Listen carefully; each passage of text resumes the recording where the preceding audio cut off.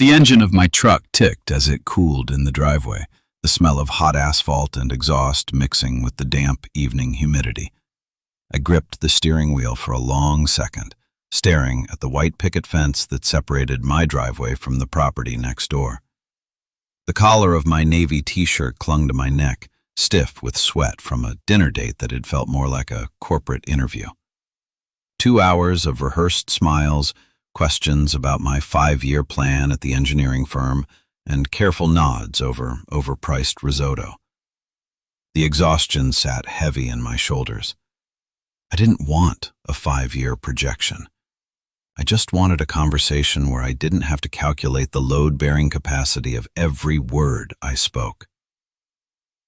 I unclipped my seatbelt, the metallic click loud in the quiet suburban evening, and pushed the door open. I walked toward the front path, the gravel crunching under my work boots. The sun was dipping below the tree line, casting long, bruised shadows across the manicured lawns of Oak Creek. That's when I heard the screen door next door whine on its hinges. I stopped at the boundary line, resting my hand on the white wooden gate. Amaya was standing on her side of the fence. She wore a ribbed peach tank top, the fabric soft and worn, her dark drop earrings catching the fading light. She raised her right arm, casually brushing her dark, wavy hair back from her face. The movement lifted the hem of her shirt slightly and revealed the natural hair under her arm. A quiet, unbothered defiance of the neighborhood's pristine expectations. She didn't flinch or lower her arm. She just smiled, a genuine, crinkling warmth around her eyes that made the tension in my jaw ease. "You look like a man who just survived a hostage negotiation," she said, her voice carrying over the low fence. I leaned my forearms on the white wood, the rough paint biting into my skin. Worse. A first date. I dragged the hand down my face, feeling the grit of the day. She asked me what my personal brand was. I build bridges and reinforce concrete for a living. I told her my brand was not collapsing under pressure. She didn't laugh. Amaya's smile widened, her hand still resting behind her head. The evening breeze shifted, bringing the faint scent of her jasmine bushes. "Well," she said, dropping the line with a casual, devastating ease, "she doesn't love you like I do." She laughed then, a low, easy sound, but my stomach dropped in a way that had nothing to do with gravity. I opened my mouth to reply, a bad joke half formed on my tongue to deflect the sudden stillness in my chest, when a sharp throat clearing cut through the air. Richard, the HOA president, stood on the sidewalk behind her, a clipboard pressed to his chest like a shield. A bright orange piece of paper fluttered under the metal clip. Richard tapped his pen against the clipboard, his face tight. "Ms. Richardson, I'm glad you're out here. This is your official notice." He extended the orange paper over the gate. "Your porch awning and this entire section of historical fencing violate the revised setback codes passed last Tuesday. You have 14 days to begin demolition, or the committee will hire a crew at your expense." Amaya's arm dropped. The warmth vanished from her face, replaced by a pale, rigid disbelief. She took the paper, her fingers trembling slightly against the bright orange edge. "Richard, this house has been here since 1942. It's grandfathered in. You can't just draft a new code and tear down half my property." Richard smiled, a thin, bloodless expression. "The structural integrity of that awning is a liability to the neighborhood aesthetic and safety. The board voted." He turned to leave. I pushed off the fence, my boots hitting the pavement hard. "Wait!" I said, my voice dropping an octave, finding the flat, authoritative register I used on construction sites. I stepped through my gate, closing the distance until I was standing beside Amaya on the sidewalk. I didn't look at her. I kept my eyes locked on Richard. "You're citing structural liability, Richard?" I asked, keeping my tone perfectly conversational. Because as a licensed structural engineer, I can tell you that the tensile strength of those original old-growth cedar supports exceeds modern code by a factor of 3. I pointed to the heavy timber framing of Amaya's porch. The load path is perfectly distributed. Furthermore, Municipal Zoning Ordinance 4B explicitly overrides HOA setback rules if a structure predates 1960 and shares a lateral retaining wall with an adjacent lot. I gestured to the stone wall dividing our properties, which it does. If you attempt a forced demolition, you'll be liable for undermining the foundational soil stability of my lot. I will file an injunction tomorrow morning. Richard's mouth opened, then closed. He looked at the porch, then at me, the confidence draining from his posture. "The board will review this," he muttered, turning on his heel and walking briskly away. Amaya exhaled, a shaky, uneven breath. She looked down at the orange paper, the breeze snapping it against her leg. I didn't touch her. I kept my hands shoved deep in my pockets, creating a deliberate 2 feet of space between us. The anger radiating from her was a tangible force, a storm trapped in a small space. "He's been trying to force me out since my grandmother died," she said quietly, her voice rough. "He wants to buy the lot, tear it down, and build a modern duplex.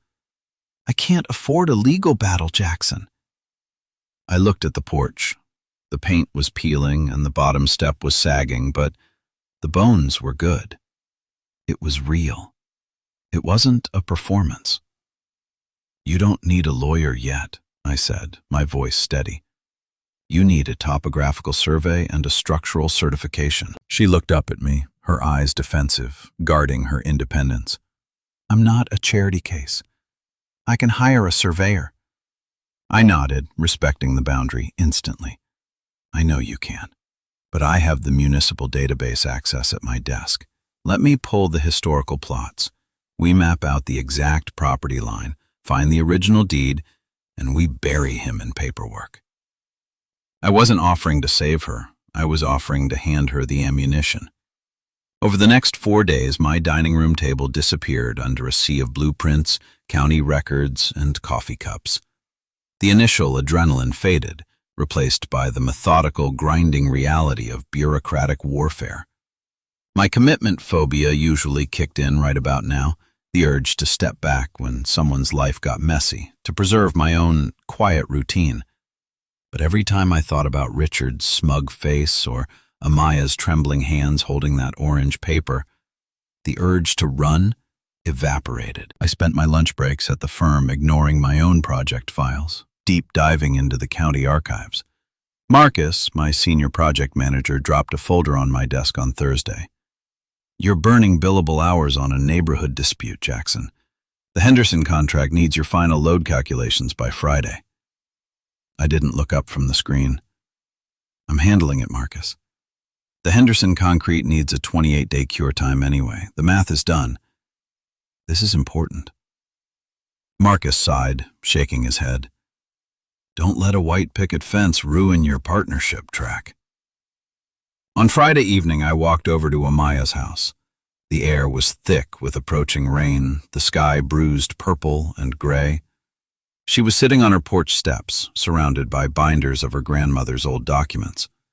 I sat down beside her, choosing the sagging bottom step so she was slightly above me. I pulled a legal pad from my bag. "Okay," I said, placing it between us. I mapped a step-by-step plan. I pointed to the grid I had drawn with a straight edge. Task 1. We secure the 1952 topographical map from the Municipal Archive. I requested it. It arrives Tuesday. Task 2. I run a laser level across the retaining wall to prove the soil dependency. Task 3. We file a preemptive structural safety certificate. I wrote her name at the top of the calendar grid. We hold the line right here. Amaya stared at the calendar, her finger tracing the rigid lines of my handwriting. A slow breath shuddered out of her. "You actually made a schedule," she whispered. "I don't do chaos well." I replied, keeping my tone dry. She bumped her shoulder against mine, a tiny, fleeting contact that grounded the spinning anxiety in the air. The first heavy drops of rain began to fall, hitting the wooden porch with loud, hollow smacks. We scrambled to gather the papers, retreating under the deep overhang of the awning. The sudden downpour isolated us, the sound of the rain drowning out the neighborhood. I noticed the bottom porch step wobbling dangerously as she stood on it. I didn't say anything. I just mentally cataloged the dimensions of the wood. We sat in the dim light of the porch, the air cooling rapidly. "Why are you doing this?" she asked, pulling her knees to her chest. "You have a life. You have dates to go on." I leaned back against the siding, looking out at the rain. "My dates ask me about my personal brand. You asked me to help you fight a tyrant with a clipboard. I prefer the honest fight." She smiled, resting her chin on her knees. The silence stretched between us, comfortable and heavy. The frantic noise of the week was blocked out by the rain and the steady presence of the woman sitting 3 feet away. I didn't want to be anywhere else. Saturday morning, before the sun had fully cleared the trees, I walked over with my toolbox. Amaya was inside, the house quiet. I knelt by the bottom porch step. The stringer had rotted near the base. I measured the angle, pulled a piece of treated lumber from my truck, and cut a new brace using my circular saw. The whine of the blade cut through the quiet morning. I fitted the brace, drove 4 galvanized lag screws into the solid wood, and tested the weight. It didn't budge. I packed up my tools and turned to leave. The front door clicked open. Amaya stood in the doorway, wearing an oversized sweater, holding a mug of coffee. She looked at the step, then at me. I braced for the rejection, the accusation that I was taking over. "I noticed it wobbling," I said, my voice flat, stating a fact. "The stringer was compromised. It's safe now." She walked down the steps, stepping firmly on the bottom one. It held perfectly solid. She looked up at me, her eyes bright, and handed me the coffee mug. She didn't say thank you. She just shared her coffee, and that was worth more than a speech. By the end of the second week, the routine was established. I would come over after work, we would spread the documents across her living room floor, and we would build our defense. The proximity was a slow, agonizing test of discipline. One night, she was leaning over a county map, her hair falling over her shoulder, her finger tracing a faded ink line. The scent of her shampoo, something like sandalwood and citrus, drifted across the paper. I wanted to reach out and tuck the hair behind her ear. The urge was a physical pressure in my chest. Instead, I clenched my right hand into a fist, pressing my knuckles into the hardwood floor to anchor myself. I shifted my focus entirely to the topographical legend on the map. I would not blur the lines. She needed a shield mate, not another complication. "Look at this contour line," I said, pointing to a rigid marking on the page, my voice perfectly steady. "The elevation drops 3 feet on Richard's side. If he touches this wall, his own driveway floods." She looked up, the worry lines around her mouth easing. "You're brilliant," she said softly. I looked down at the paper, absorbing the hit, and kept working. The Midpoint twist arrived in a plain white envelope on a Tuesday. I was on a job site across town when my phone vibrated. It was a picture message from Amaya. It was a formal letter from the Municipal Zoning Board, fast-tracked by the HOA. Notice of condemnation, awnings and non-compliant fencing. Demolition scheduled for Friday, 8 a.m. The time cushion was gone. 3 days. I left the site immediately, driving back to Oak Creek with my jaw locked tight. When I arrived, Amaya was sitting on the porch floor, her back against the doorframe, the letter in her lap. The fight had drained out of her posture. I sat down next to her on the hard boards. I didn't offer empty reassurances. I didn't say it would be okay. "He expedited the hearing," I said, analyzing the variables. "He bypassed the standard review period." She pulled her knees up, her voice hollow. I can't stop a city crew, Jackson. If they show up on Friday with a bulldozer, I have to let them. I looked at the peeling white paint of the porch railing. You're terrified, I stated quietly, acknowledging the reality without dressing it up. She let out a sharp, broken breath. This house is the only thing my grandmother left me. It's the only place I've ever belonged. If they tear it apart, they tear her apart. A tremor ran through her hands. The instinct to pull her into my arms was overwhelming. Instead, I shifted closer until our shoulders were an inch apart, offering a solid wall against the panic. I placed my hand flat on the wooden floorboards between us. Slowly, she unclasped her hands and rested her fingers lightly over my knuckles. The tremor stopped. The transfer of stability was instantaneous. We sat in the quiet room of the porch, the neighborhood noise fading away. They aren't bringing a bulldozer on Friday, I said, the words heavy and absolute. Because I'm filing an emergency stay of execution tomorrow morning based on historical preservation codes. I will stand in front of the truck if I have to. She squeezed my hand, a silent anchor in the storm. Wednesday morning, the second obstacle hit, and it came from inside my own walls. I walked into the firm to find Marcus waiting by my desk, his face grim. Richard from the Oak Creek HOA just called the senior partners, Marcus said, crossing his arms. He's on the City Planning Commission. He heavily implied that if our firm's lead engineer, you, continues to legally harass his community board, our bid for the downtown transit center might face unexpected delays. The room went very still. The downtown transit center was my career. It was the project that guaranteed partnership. I stared at the blank screen of my computer. The corporate machine was squeezing me, forcing a choice between my ambition and the woman fighting for her grandmother's porch. He's weaponizing his commission seat to win a property dispute, I said, my voice dangerously low. Marcus sighed. Back off, Jackson. It's just a fence. Let her handle it. You can't burn your career for a neighbor. I looked at the blueprints on my desk, the rigid lines of concrete and steel. Then I thought about Amaya's fingers resting over my knuckles. I don't back down from bullies, Marcus. And I don't abandon my team. I grabbed my briefcase and walked out. Thursday evening, the HOA held its monthly open forum in the community center. Amaya had insisted on going. I walked in a few minutes late, staying by the back doors. Richard was at the front table, holding court. Amaya stood up, clutching her file of documents. The room hushed. The demolition order for my property is invalid, she said, her voice shaking slightly but projecting clearly. And I have the historical surveys to prove it. Richard smiled, a patronizing curve of his lips. Ms. Richardson, we've reviewed the documents.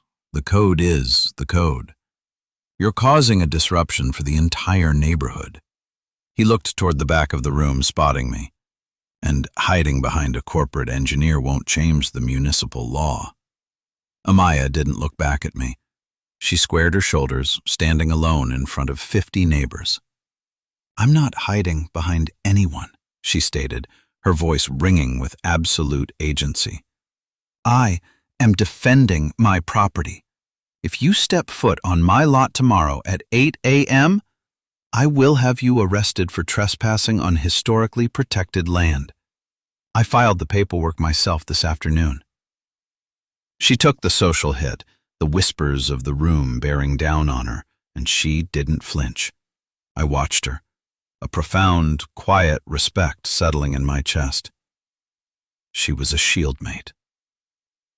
Friday morning, 7:45 a.m. The air was crisp and painfully clear. A municipal truck idled at the curb in front of Amaya's house. Two workers in high-vis vests leaned against the hood, drinking coffee. Richard stood on the sidewalk, checking his watch, his clipboard in hand. Amaya stood on her porch, her arms crossed, her face pale but resolute. I walked out of my front door, carrying a thick manila folder, my work boots heavy on the pavement. I walked straight past my truck and stopped beside Amaya on her porch. Richard looked up, his smile faltering slightly. "Mr. Hart, shouldn't you be at your office? The transit center bid is quite competitive, I hear." He was playing his final card, reminding me of the threat. I didn't look angry. I looked at the municipal workers, then back to Richard. "I took a personal day," I said calmly, "and I spent yesterday reviewing the city's master infrastructure plan." I walked down the steps and handed the manila folder directly to the municipal foreman, bypassing Richard entirely. "You're here to enforce Setback Ordinance 12B, I said to the foreman. "Look at page 3. That's the master utility map." The foreman opened the folder. I pointed to a blue line cutting across the paper.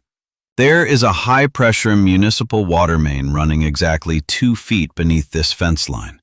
If you dig out these original cedar posts, you violate OSHA Safety Code 1926.651 regarding underground installation. The soil stabilization requires a certified geotechnical review before any demolition can occur." I turned to Richard, letting the silence hang for a second. "You bypassed the environmental safety review to expedite this teardown, Richard. If they swing a hammer today, I report the safety violation to the state board, and this entire HOA gets audited for reckless endangerment." The foreman slammed the folder shut and glared at Richard. "We're not touching this until it clears the state," the foreman barked, waving his men back into the truck. The diesel engine roared to life and the truck pulled away. Richard stood alone on the sidewalk, his clipboard useless. He turned and walked away without a word. The threat was dead. I turned back to the porch. Amaya was gripping the railing, staring at the empty street. I walked slowly up the steps, stopping 1 step below her. "The property line holds," I said, my voice quiet. She let out a breath that sounded like a sob, dropping her forehead against the wooden post. She didn't launch herself at me. She just stood there, absorbing the safety. I reached into my jacket pocket and pulled out my small black calendar book. I opened it to next month, clicked my pen and wrote, "Amaya, porch painting." I handed her the book. She looked at the ink, the concrete commitment of future time. She looked up at me, her eyes shining, the defensive walls completely dismantled. She took the book, her fingers brushing mine. We stood on the porch, the morning sun finally breaking over the roof lines, warming the old wood. I stepped up to her level. She looked up, a silent question in her eyes. I didn't rush. I leaned in, the movement deliberate and final. The kiss was soft, a quiet sealing of the boundary we had drawn together. It wasn't frantic, it was an arrival. It was the feeling of a heavy door clicking shut against the chaos of the world.